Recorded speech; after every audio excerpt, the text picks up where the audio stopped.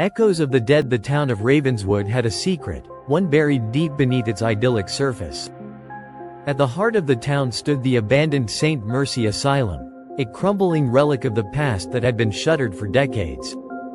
The locals spoke of strange occurrences, the sound of laughter echoing in the night, footsteps on empty corridors, and whispers carried by the wind. No one dared to enter, but every now and then, someone tried. They never came back. The dare. It started as a dare.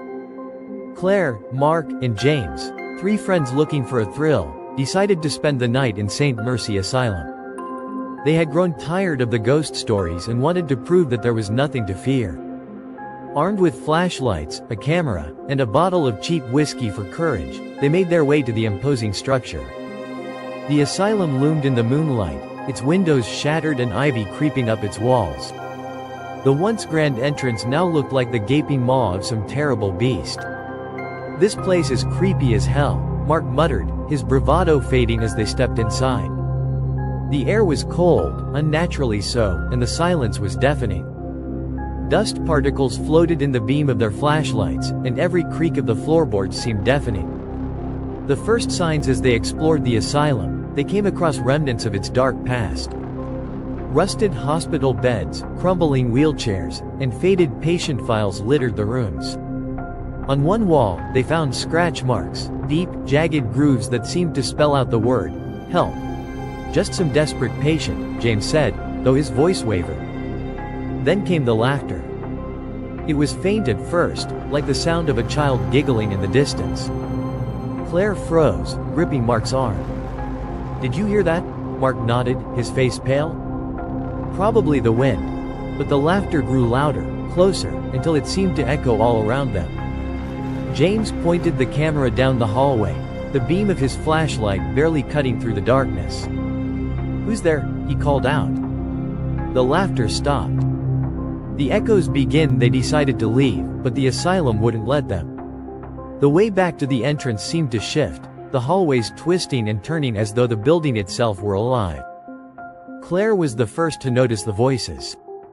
"Do you hear that?" she whispered. It wasn't just laughter anymore.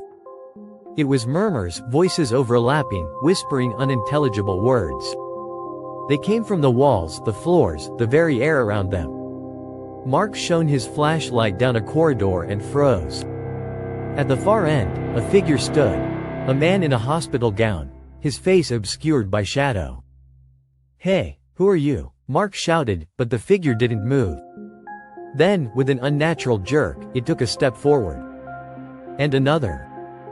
Its movements were wrong, like a puppet on strings, and as it approached, they could see its face, or rather, the lack of one. Where its eyes, nose, and mouth should have been, there was only smooth, pale skin. They ran. The asylum's grip. No matter which way they turned, the hallways seemed endless, the asylum stretching on forever. The voices grew louder, now screaming, crying, and begging. In one room, they found a rusted wheelchair that began to move on its own, rolling toward them with a screech.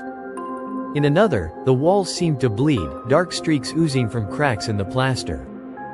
Claire clutched at her head, tears streaming down her face. "They're in my head. I can hear them. What are they saying?" James demanded, though he already knew the answer. "They want us to stay," she sobbed. "They want us to join them." The final stand. They reached what appeared to be the central hall, a cavernous space filled with rows of empty beds. At the far end, an old operating table stood, its leather straps stained and frayed. The voices reached a crescendo, and the figure appeared again, this time joined by others. Patients, nurses, doctors, all faceless, all moving in that same jerky, unnatural way. "We have to get out of here," James shouted, but the doors slammed shut, trapping them inside. The lights flickered, and for a brief moment, they saw the truth. The spirits of the dead surrounded them, their faces twisted in eternal agony. They were the echoes of St. Mercy Asylum, trapped forever in the place where they had suffered and died. Mark grabbed the camera and began to film, as if documenting their final moments would somehow make them real, make them matter. Then the lights went out. The aftermath. When the townsfolk found the camera days later, it was lying on the steps of the asylum. The footage was shaky and grainy, but it captured everything: the voices, the figures, the screams. Claire, Mark, and James were never seen again. The camera's final moments showed the operating table, its straps now holding 3 fresh bodies. And in the background, faint but unmistakable, was the sound of laughter.